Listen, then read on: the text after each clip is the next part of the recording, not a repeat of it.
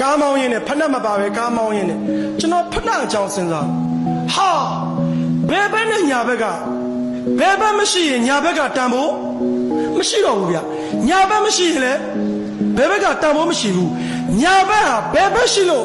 ခေါင်းရှိနေတာဗျဘယ်ဘက်ကလည်းညာဘက်ရှိလို့တန်ဖို့တက်နေတာဗျ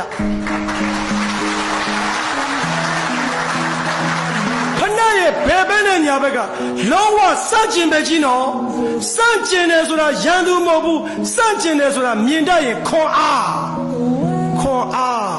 ဘယ်ဘက်ကြောင့်ညာဘက်တန်ဖို့ရှိတာဟာကျွန်တော်တို့ကဖက်နှက်ကြတော့စန့်ကျင်ပဲကြီးကိုစီးကျင်ရတယ်ဗျာ